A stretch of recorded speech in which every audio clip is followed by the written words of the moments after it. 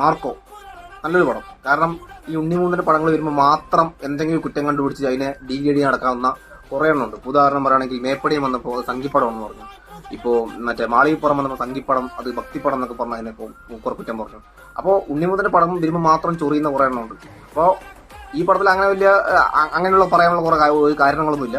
അതുകൊണ്ട് ഉണ്ണിമൂന്നൻ കോട്ട് ഇട്ടിട്ട് മാത്രം വരുന്നതൊക്കെയുള്ള ചെറിയ ചെറിയ സില്ലി റീസൺസ് ഒക്കെ പറഞ്ഞ് അതിനുണ്ട് എന്താണ് ഡീഗ്രേഡ് നടക്കുന്ന കുറെ എണ്ണം ഉണ്ട്. പക്ഷെ പടം നിങ്ങൾക്ക് എന്താണ് ഇമോഷണലി കണക്ട് ആവുന്ന അടിപൊളി പടം.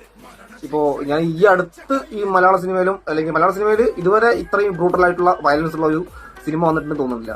കാരണം ഞാൻ ഇംഗ്ലീഷിൽ സ്പിറ്റ് ഓൺ യുവർ ഗ്രേവ് എന്ന് പറഞ്ഞ പടം കണ്ടിട്ടുണ്ട്. ഒരു സ്ത്രീയെ റേപ്പ് ചെയ്തിട്ട് ആ സ്ത്രീ പ്രതികാരം ചെയ്ത കഥയൊക്കെയാണ്. അതൊക്കെ ഭയങ്കരമായിട്ട് ബ്രൂട്ടലായിട്ട് തോന്നിയിട്ടുള്ളതാണ്. അപ്പൊ അതുപോലെ മലയാളത്തിലൊരു സിനിമ എന്ന് പറയുന്നത് ഈ പറയുന്ന മാർക്കോണുള്ളത്. കാരണം എന്താണ് വന്നാൽ ഇങ്ങനെയൊക്കെ ചെയ്യണമെന്ന് ചോദിക്കില്ല. അത്രമാത്രം പൈശാചികമായിട്ട് ഒരാളെ കൊല്ലുക ഇത് കാണിക്കുന്നത് ഇതാണ്.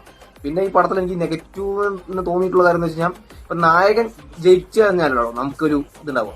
അപ്പൊ അത് ആ ഒരു ഫീലിംഗ് ഇതില്ല. ഉദാഹരണം ദൃശ്യം സിനിമയിൽ മോഹൻ എത്രയും ചെയ്തിട്ട് മീനയും മക്കളും ജയിലിൽ പോവാണെങ്കിൽ പ്രേക്ഷകൻ കാണുമ്പോൾ ഒരു ഇതുണ്ടാവില്ലല്ലോ. അതുപോലെ തന്നെ ഇതിൽ മാർക്ക് ഇത്രയും ചെയ്തിട്ട് കുടുംബത്തിനെ രക്ഷിക്കാൻ പറ്റില്ല എന്ന് പറയുമ്പോൾ അത് ആ സിനിമ ഒരു ഫീലിംഗ് കണക്ട് ആവുന്നില്ല.